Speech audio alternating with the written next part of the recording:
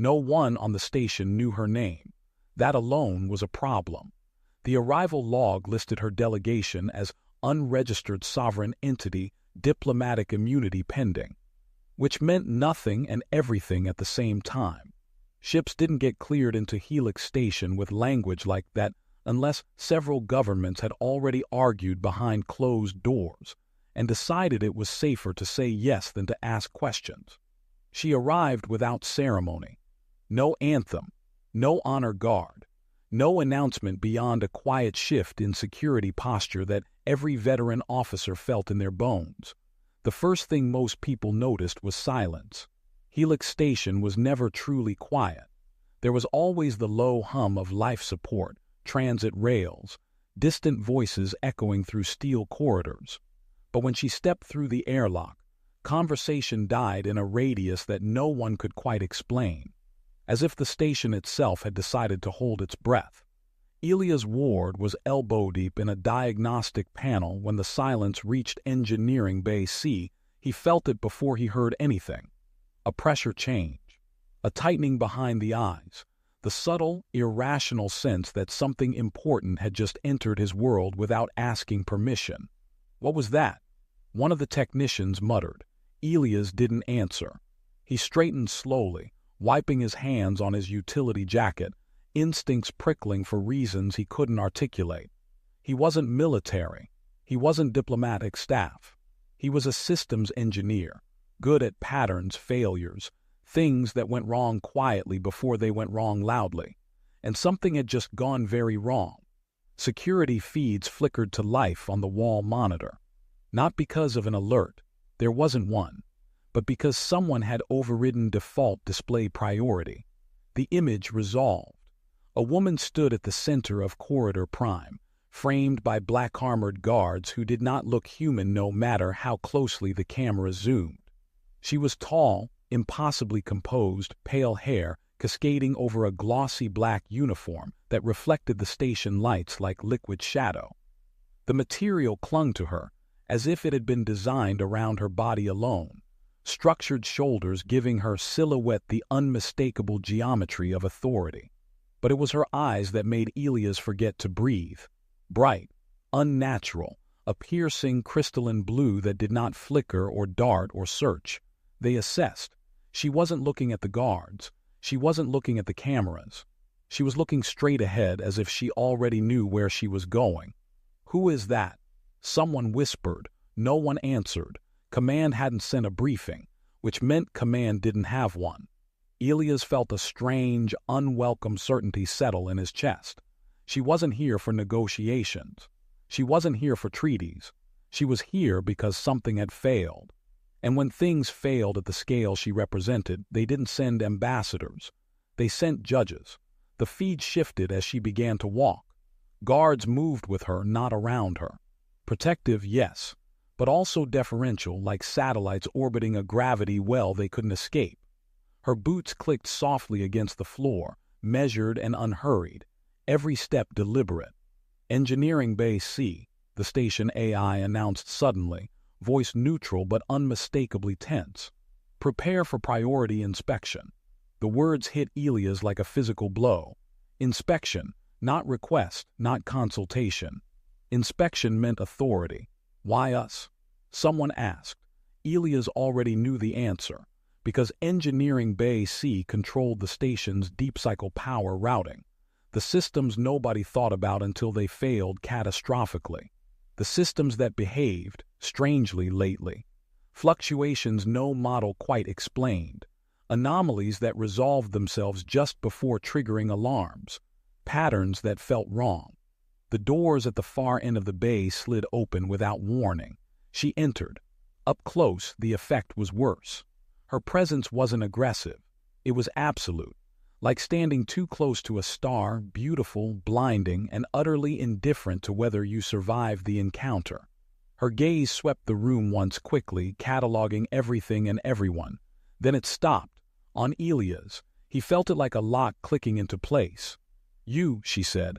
Her voice was calm, low, perfectly controlled, not accented in any human way, yet unmistakably alien in rhythm and precision. You are the one who rerouted the auxiliary grid during the silent cascade event. It wasn't a question. Elias swallowed. Yes. But you did so without authorization. Yes, you did so because the system felt wrong. A pause. Yes, he said again, quieter now. For the first time since she entered, something changed. Not her posture, not her expression. Her eyes shifted. Just a fraction. A deeper shade of blue, like light bending through ice. Interesting, she said. You acted without proof. The proof came later, Elias replied before he could stop himself. If it came at all. The bay was so quiet he could hear his own heartbeat. Her lips curved barely, not a smile. Good, she said. Then she turned to her guards. Seal the bay. The doors closed hard. Elias felt the weight of it settle in his chest as she faced him again. My name, she said, taking a step closer, is irrelevant for now. Another step, but you will come with me. She stopped an arm's length away. Because whatever is breaking reality's rules, she continued softly, you already sensed it. Her eyes held his. And I need someone who listens to instincts before empires collapse. But Elias had the sudden, terrifying realization that his life, his quiet, carefully managed existence, had just ended, and something far more dangerous had begun. The room she brought him to was not an interrogation chamber. That was the first thing Elias noticed. There were no restraints, no harsh lights, no visible weapons mounted into the walls. Instead, the space felt deliberate, controlled. Every surface smooth, dark, and reflective in a way that distorted depth perception just enough to unsettle the mind. The ceiling curved instead of angling sharply. The air smelled faintly metallic, laced with something sterile and unfamiliar. Containment without cages, that was worse. The doors sealed behind them with a sound that was too final to be ignored. Her guards remained outside, alone. Elias stood where she had left him, heart pounding, forcing himself not to fidget. He'd spent his career around systems that could kill thousands if mishandled, but none of them had ever looked at him the way she had, as if he were a variable rather than a person. She moved to the center of the room and removed her gloves with slow precision, placing them on a black surface that rose from the floor at her approach. The material responded to her presence, reshaping itself seamlessly. Advanced tech. Not showy, not decorative, efficient. You are uncomfortable, she observed. Yes, Elias replied honestly. Good, discomfort sharpens perception. She turned to face him fully now. Up close, the effect was overwhelming. Her uniform was not merely tight. It was engineered, sculpted to move with her body without restricting it. The glossy black surface reflected him faintly, a distorted version of himself caught in her presence. Her shoulders were squared by metallic accents that suggested rank without relying on insignia. Everything about her said authority without explanation. You know why you are here, she said. I assume it has something to do with the power anomalies, Elias answered. Incorrect. That caught him off guard. She took a step closer. You are here because you acted before the anomaly became undeniable. Another step. My people detected the cascade 12.7 seconds before your reroute stabilized it. Elias frowned. Then why? Because you did not wait for confirmation. She stopped directly in front of him. The room felt smaller. You violated protocol, she continued calmly. Ignored hierarchical authorization and trusted an internal assessment that could not be logically justified at the time. Her eyes locked onto his. That behavior is forbidden in my civilization. Elias felt a chill crawl up his spine. Then why am I still breathing? Her gaze lingered, because it is also extinct. Silence stretched between them, heavy and charged. My species, she said at last, once valued instinct, pattern recognition beyond quantifiable input. We abandoned it in favor of predictive certainty. She circled him slowly now, boots silent against the floor. For centuries it served us well. Our models became flawless, our systems efficient, our control absolute. Elias turned his head slightly, tracking her movement without fully facing her. He had the irrational sense that turning his back on her would be a mistake he wouldn't survive. Until reality changed, she said. Her reflection slid across the wall as she moved. Not dramatically, not violently, subtly. Systems behaving within acceptable parameters while drifting toward failure. Not breaking, misaligning. She stopped behind him, too close. "You felt it," she murmured. Elias swallowed. "I didn't know what it was. Just that if I waited, something bad would happen." Her presence pressed against his awareness, not physically, but psychologically. Like standing beside something vast that did not need to touch you to make its weight known. "You did not ask permission," she said. "No. You did not consult authority. No. You chose action over certainty." "Yes." She moved back into his line of sight. Her eyes shifted again, subtly, beautifully, toward a deeper hue that made his breath hitch. "You remind me," she said softly, "of what my people sacrificed to become untouchable." That word lingered between them, untouchable. "And why does that concern you?" Elias asked carefully. "Because untouchable systems shatter," she replied. "They do not bend." She extended a hand, palm up. Not threatening, not gentle, an offer. "I am here because an empire is approaching a failure it cannot model." Her eyes bored into him. "And I am here because you acted when logic told you to wait." Elias stared at her hand. This was the moment, he realized, where everything split, where saying the wrong thing or refusing to say anything would close doors he couldn't even see yet. "What happens if I say no?" he asked. She considered him for a long moment. "Then you return to your life," she said, "and my empire continues toward collapse without the part of itself it no longer understands." A pause. "And what happens if I say yes?" Her fingers curled slightly, patient. "Then you stop being safe," she said, "and become necessary." The room seemed to hum, energy coiling beneath the surface. Elias exhaled slowly. Some instincts, he thought, were impossible to ignore. The shuttle was already moving when Elias realized he had never agreed out loud. He stood near the viewport, magnetic restraints locking his boots to the floor as Helix Station pulled away behind them. The station lights blurred into distant constellations, familiar and suddenly unreachable. No paperwork, no clearance delay, no chance to reconsider. She stood opposite him, hands clasped behind her back, gaze fixed forward as if the void itself required her attention. The shuttle interior was minimalist to the point of austerity. No insignia, no decoration, only surfaces designed for function and control. "Where are we going?" Elias asked. "To a place," she replied, "you cannot return from unchanged." That wasn't an answer. He waited, but she offered nothing more until the shuttle crossed an invisible threshold. Elias didn't feel it physically, no jolt, no vibration, but the stars twisted, stretching into thin silver lines before collapsing inward. Hyperspace. The jump was shorter than any human drive he'd experienced. Too short. The stars snapped back into place. Elias frowned. That was inside restricted territory, she finished. "Your species does not have access clearance." He turned to her sharply. "Then why am I here?" Now she faced him fully. "You asked what happens if you say yes," she said. "This is the answer." The restraint field around his boots disengaged with a soft chime. He felt it immediately. Not fear. Wait. A pressure behind the eyes, subtle but undeniable, like a system alert he couldn't see but knew was real. She stepped closer. "What you are feeling," she said calmly, "is the moment your legal identity ended." The words hit harder than any threat. "What?" "You are no longer classified as a civilian engineer," she continued, "nor as a human national asset." Elias stared at her. "You can't just—" "I can," she said. Her eyes shifted. Gold flickered beneath the blue.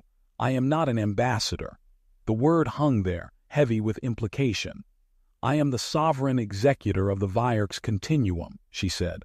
"Final authority over systems, territories, and existential threats." Elias felt his mouth go dry. "Executioner, judge, queen in all but name. You sealed my bay," he said slowly. You took me without approval. You crossed treaties. Yes, and no one stopped you. No. The realization settled with brutal clarity. Oh, he breathed. You weren't asking for help. She tilted her head slightly. I was identifying a necessary component. Anger flared hot, instinctive. I didn't consent to becoming property. She stopped less than a step away. You were never property, she said. Her voice softened not with kindness but with precision.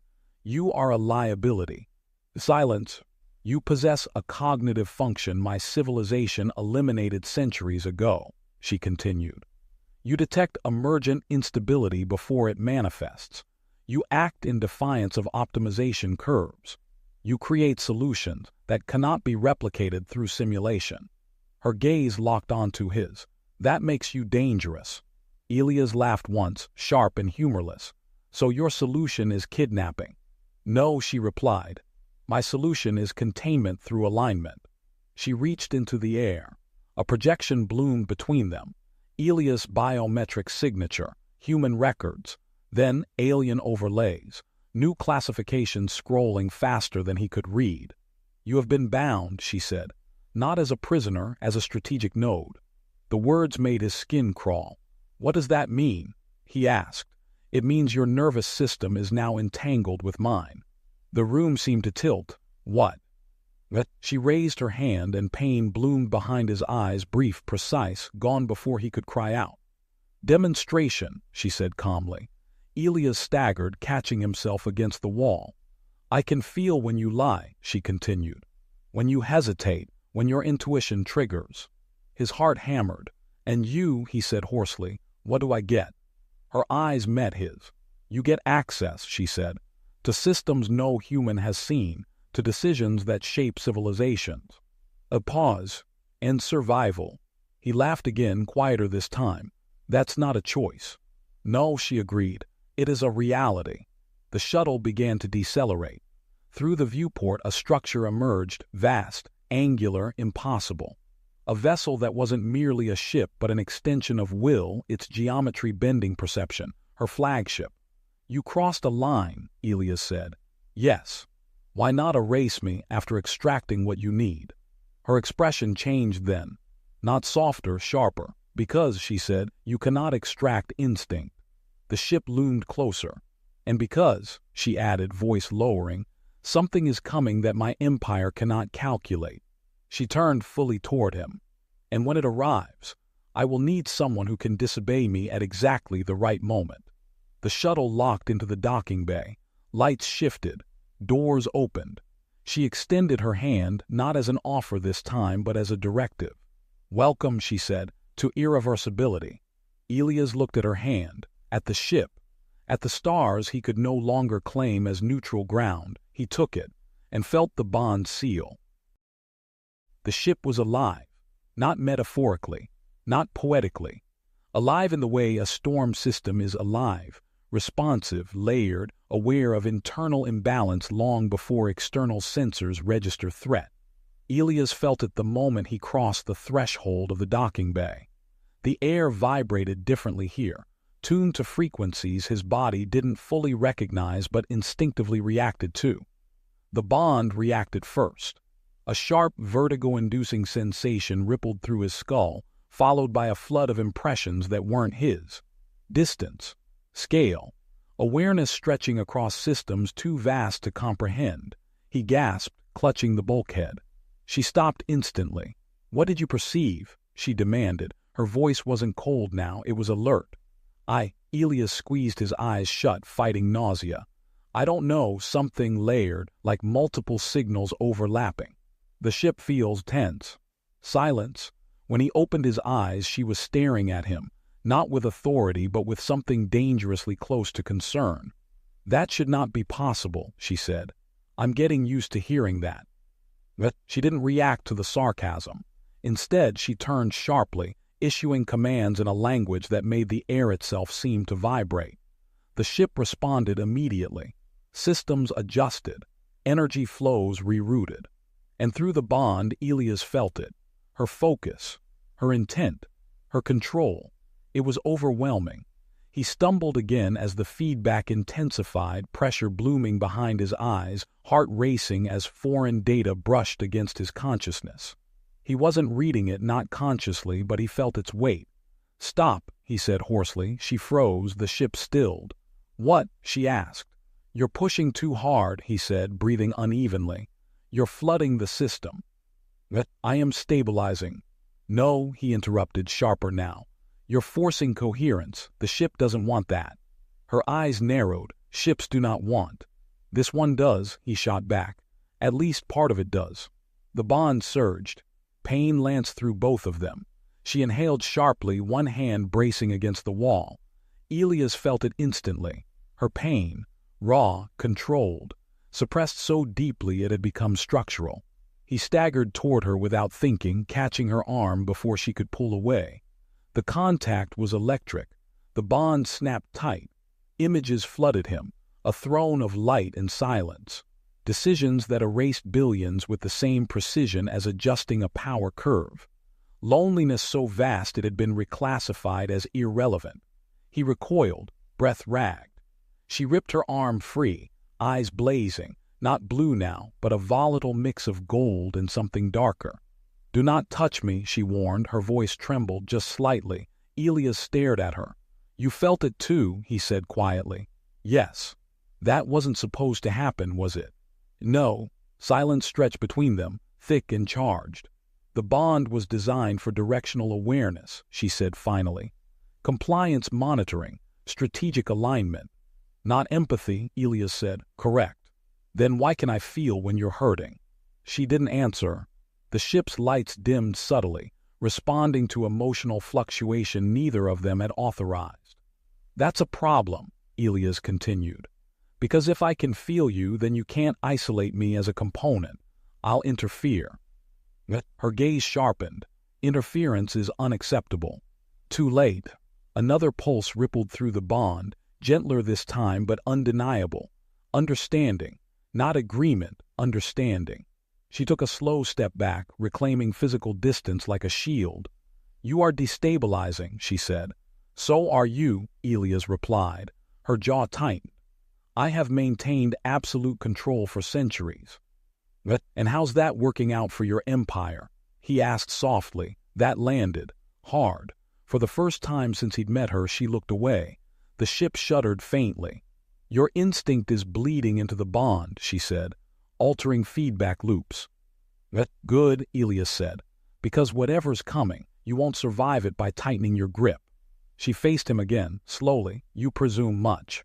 "I feel much," he corrected. "And so do you, you just pretend you don't."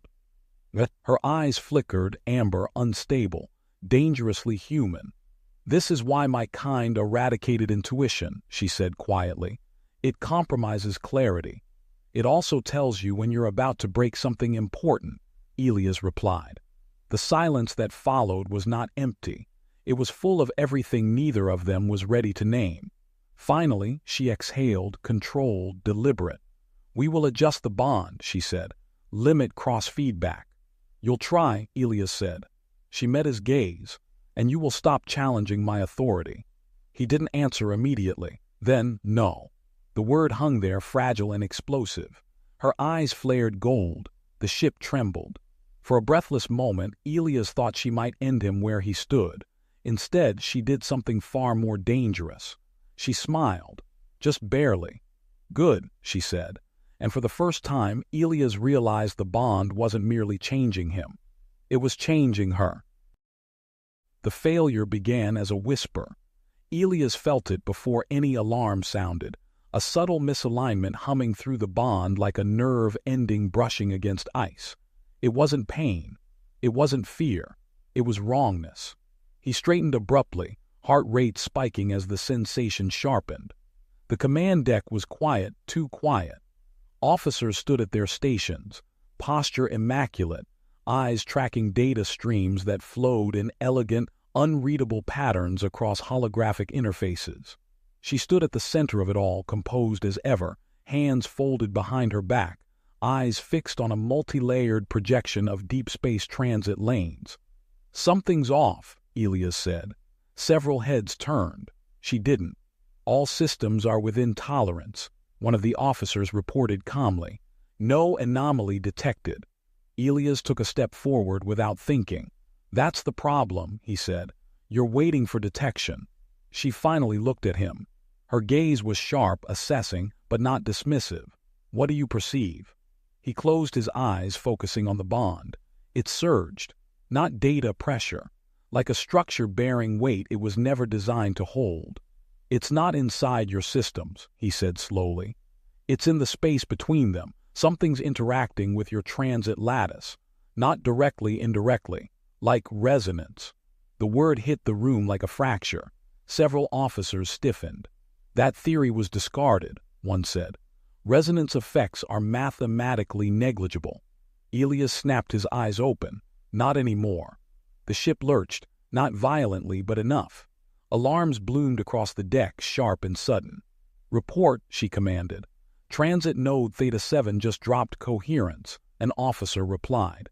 Backup stabilization engaged. Elias' stomach dropped. That's it, he said. That's the first crack. She turned fully toward him now. Explain. He struggled for words that felt insufficient. Your network isn't failing because of a flaw, he said. It's failing because it's too perfect. Every optimization amplifies interaction effects you never accounted for because they didn't exist when the system was designed. Another shudder rippled through the ship. This one felt deeper. Multiple nodes destabilizing, someone reported. Pattern unclear. Elias felt the bond flare, hot, insistent, and beneath it something else, a pull, toward a specific region of space. There, he said, pointing at the projection before anyone else could identify it. That intersection. You've got too many high-capacity paths crossing the same dimensional gradient. She followed his gesture. Her eyes shifted, gold to amber. Reroute traffic, she ordered instantly. Collapse auxiliary lanes. That'll overload, an officer began. Do it. The ship groaned as energy flows shifted, vast forces redirected in seconds. For a moment, Elias thought it had worked. Then reality tore, not visibly, not explosively, but he felt it. The bond screamed. He cried out, dropping to one knee as a flood of sensation slammed into him. Panic, urgency, something vast and hostile brushing against the edges of perception. She staggered too. What is that? She demanded, voice strained. Elias gasped. It's reacting like it noticed. The lights dimmed, then flickered. A new presence appeared on the projection, not a ship, not a signal, but a distortion. Space folding in on itself, refusing to resolve into anything comprehensible. That's impossible, someone whispered. It's not a thing, Elias said hoarsely. It's a consequence, an emergent effect. You built a system so rigid it tore a hole in probability. She stared at the distortion, jaw clenched. We can still contain it, she said.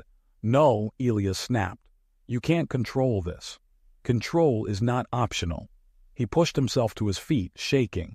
You tighten your grip now and it'll snap everything, he said. You need to let part of the network fail. Silence, that would cost lives, she said. Yes, he said quietly, and forcing stability will cost everything. The bond pulsed hard, conflict. She felt his certainty, he felt her resistance. The distortion expanded. Alarms escalated, decision time. She turned to him, eyes blazing. You are asking me to choose uncertainty over control. I'm asking you to trust me, Elias said. A pause too long, the distortion surged. Elias didn't wait. He reached into the bond, not carefully, not politely, and pulled. The feedback was excruciating. She cried out as he forced an override through their entanglement, flooding the network with intentional imbalance. Systems screamed. Lanes collapsed. Entire sectors went dark. The distortion recoiled, then vanished. Silence crashed down across the command deck. Elias collapsed, breath ragged. Hands grabbed him, steadying, urgent. She stood frozen, eyes wide. You disobeyed me, she said. Yes. You compromised Imperial infrastructure. Yes. You killed thousands. Elias met her gaze, heart hammering, and saved trillions. The bond thrummed between them, raw and irrevocable. She stared at him for a long moment, Then something in her shifted, not acceptance, recognition. "You crossed a line," she said quietly. "So did you," he replied, "when you brought me here." Another beat, then she did the unthinkable. She bowed her head just slightly. "In my culture," she said, "what you did would be considered treason. And here, she said, lifting her gaze, eyes steady and burning, "it may have been salvation." Yet Elias felt the weight of it settle in his chest. There was no going back now. He had changed the course of an empire, and whatever that distortion had been, it had noticed him too. They did not celebrate. There were no acknowledgments, no formal declarations of success. The command deck remained unnervingly quiet in the aftermath, as if everyone present instinctively understood that whatever had been stopped was only paused. Elias lay on a medbed in a dim recovery chamber, monitors hovering above him in elegant alien geometries. His body ached in ways he couldn't quite place. No specific injury, just the deep exhaustion of something having passed through him rather than merely affected him. The bond was still there, muted, tense, watching. He opened his eyes to find her standing at the edge of the room. She hadn't changed uniforms. The glossy black still reflected the ambient light, still carried the weight of command, but something in her posture had shifted. Less rigid, less certain. "You're awake," she said. "Unfortunately," Elias muttered. She didn't react. Instead, she stepped closer. "You forced a network-wide imbalance," she said. "A solution my strategists would classify as reckless beyond tolerance." "And yet," Elias replied, voice dry, "here we are." "Yes." Silence stretched. Then, without warning, pain bloomed behind his eyes, not sharp, focused. Elias gasped, clutching the edge of the bed as images flooded his mind. Not memories, perceptions. A vast lattice, no, absence, moving through dimensional seams like a predator through tall grass. Not intelligent in any way humans would recognize, but aware, responsive, learning. He saw it recoil when the network collapsed, not in fear, in curiosity. "It knows you now," she said quietly. Elias swallowed hard. "That thing, it's alive." "Yes, and it reacted to me." "Yes." The bond pulsed, heavy with confirmation. "What is it?" he asked. "A consequence," she said, "of civilizations exceeding certain thresholds of control." He stared at the ceiling. "That's not an answer. It is the only one we have." She turned away, gaze fixed on nothing. "My people believed reality was a system to be optimized," she continued. "That if every variable were accounted for, nothing unexpected could occur. And now," she said, "something exists because we eliminated uncertainty." The weight of that settled slowly. "You're telling me," Elias said carefully, "that this thing wasn't an external threat." "No," she replied. "It is endogenous, emergent, a pressure release for a universe that does not tolerate perfection." He laughed weakly. "So we broke reality by being too good at controlling it." "Yes." Silence again. Then he felt it, a shift in the bond, not informational, emotional, fear, not his, hers. "You bowed to me," Elias said softly, "on the command deck." Her shoulders tensed. "That gesture will not be repeated." "That's not what I meant." She turned to face him. "You undermined my authority," she said. "You killed my people. You forced my hand in front of my command staff." "I know." "And yet," she continued, voice lowering, "every system analyst agrees the empire would have collapsed within weeks had you not acted." Her eyes shifted, amber, unstable. "You have placed me in an impossible position." "Welcome to my life," Elias said. That earned him a look. "I am sovereign executor," she said. "I embody certainty, control, predictability. And yet now." She stopped herself. The bond tightened. He felt it then, not fear this time, doubt. "You're afraid of what this makes you," Elias said quietly. She didn't deny it. "If my people learn that survival required abandoning control," she said, "my authority fractures. And if you do, the thing we woke," she said, "will adapt." A beat, and next time collapsing lanes may not repel it. Elias exhaled slowly. "So what now?" She met his gaze. "Now," she said, "you are no longer a strategic asset." He frowned. That's supposed to make me feel better. No, she said. It should terrify you. She stepped closer. You are a precedent. The word hit harder than any threat. Every faction that opposed my alliance with you will move now, she continued. Some will seek to control you. Others to eliminate you. A few may attempt to replicate what you represent. I'm not replicable. I know, she said. That is the problem. The bond pulsed again, warmer this time.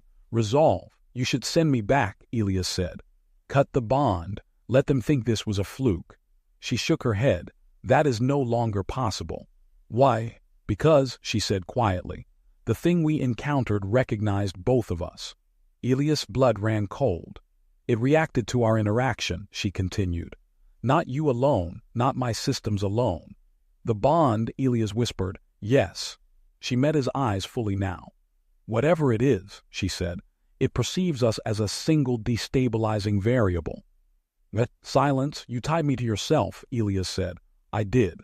And now, she said, voice steady but stripped of pretense, your survival and mine are mathematically inseparable. The room felt smaller, more intimate, more dangerous. If this ends badly, Elias said, the summons came without warning, not through Elias' console, not through her voice in the bond, through silence. The ship altered course abruptly, so subtly most of the crew didn't react, but Elias felt it immediately. The bond tightened, not in pain, but in alertness, the kind that preceded impact. She felt it too, her head lifted, posture sharpening as if invisible lines had snapped into place. They're moving, she said. Who? Elias asked. Those who have been waiting for proof, she replied, and now believe they have it. The chamber doors slid open before either of them could issue a command. That alone told Elias everything. Unauthorized access. 5 figures entered. Not guards, not officers, architects. They wore the marks of the Continuum's highest internal authority, individuals who did not command fleets or armies but systems of belief, cultural engineers, the ones who decided what truths were allowed to exist. The one in front stepped forward, eyes a controlled, unwavering crimson. Sovereign executor, he said, inclining his head just enough to be polite. You are requested to relinquish custody of the human. Her reply was instantaneous. No. The word cracked through the room like a snapped cable. The architect did not flinch. The human represents a destabilizing anomaly, he continued calmly. His continued integration threatens systemic coherence across the continuum. Elias felt the bond surge, anger, sharp and restrained. Your analysis is incomplete, she said. No, the architect replied. It is merely unclouded by attachment. That landed, hard. Elias took a step forward before he could stop himself. This is about control, he said, not safety. The architect's gaze slid to him. You are not authorized to speak. Then stop pretending this is rational, Elias shot back. You built a system so rigid it broke reality. Now you want to erase the variable that proved it. The architect studied him for a long moment, then smiled. You misunderstand, he said. We do not intend to erase you. The temperature in the room dropped. We intend to isolate you, he continued, to extract the mechanism of your intuition, to model it, to integrate it. Elias felt sick. You can't dissect instinct, he said. It doesn't work like that. Everything works like that, the architect replied. Eventually. She moved then, placing herself between Elias and the delegation. A shield. You will stand down, she said, voice carrying a resonance that made the walls hum. This human is bound to me by executive authority. And that, the architect said softly, is precisely the issue. Another architect stepped forward. Your judgment has been compromised, she said. You allowed a human variable to override imperial control protocols. You bowed. The word echoed. You demonstrated uncertainty. Silence. Elias felt it then, the shift, not just opposition, consensus. They're removing you, he whispered. She didn't deny it. I anticipated resistance, she said, not acceleration. The lead architect raised a hand. By authority of the Continuum Council, he declared, Your command is suspended pending cognitive evaluation. The bond flared violently. Pain ripped through Elia's skull as systems across the ship reacted, not to the order but to her response. "No," she said, not loud, absolute. Reality bent. Lights flickered. Gravity shifted for half a heartbeat before snapping back. The architect staggered. Elias gasped as the bond flooded him with sensation, raw will, focused intent, the terrifying clarity of someone who had never doubted herself until now. "You will not take him," she said. "You will not reduce him to a pattern. This is not negotiable," the architect snapped. "You are endangering the continuum." "So be it." She turned to Elias. For the first time since they'd met, there was no authority in her gaze. Only choice. "They will not stop," she said. "If you remain, they will dismantle you. If you flee, they will hunt you." "And you?" Elias asked. "If I defy them," she said quietly, "I become a traitor." The bond thrummed, not fear, resolve. Elias took her hand, not because he was ordered to, because he chose to. "Then stop trying to protect me by staying in control," he said. "Let's destabilize them together." Her breath caught. The bond snapped into alignment. No hierarchy, no containment, partnership. She turned back to the architects, eyes blazing gold. "You want coherence," she said. "You will have chaos." The ship lurched, alarm screamed. Containment fields dropped across half the deck. Elias felt systems open, unguarded, raw. She was doing it, breaking her own empire's rules. The architects shouted orders. Too late. The ship vanished into folded space. Not through authorized lanes, through something improvised, something instinctive, something human. As stars twisted into impossible geometries, Elias felt the bond stabilize, not through control but through trust. Whatever they had just done, there was no going back. The stars did not return to normal. They settled, not into familiar constellations, not into mapped space, but into something quieter, and in between where motion felt optional and time no longer pressed forward with urgency. The ship drifted, systems humming at a low, controlled murmur that felt relieved. Elias sat on the floor with his back against the bulkhead, breath finally steadying. His body still ached, but the pain had softened into something manageable. Proof that, for the moment at least, they were alive.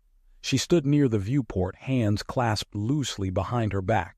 Not rigid, not commanding, just present. "They won't find us quickly," she said. "What we used was inelegant, untraceable by conventional continuum logic." Elias smiled faintly. "You're welcome." She glanced at him, not amused, but not disapproving either. "You broke 3 foundational axioms," she said. "There will be consequences." "There already are," Elias replied. "You're standing here instead of on a throne." That earned him a pause. Then quietly she sat beside him, not too close, not too far. The bond responded not with intensity but with warmth. A steady presence, like a hand resting at the small of his back, reassuring without demanding anything in return. "For centuries," she said, "I believed leadership meant eliminating uncertainty. That authority was proven through control." "And now?" Elias asked.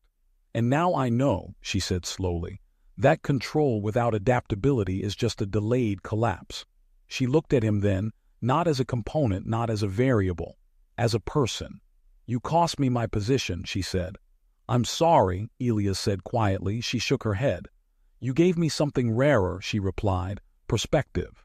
Silence settled comfortably between them. The bond had changed, not weakened, clarified. No hierarchy, no containment, a shared edge, sharp but balanced.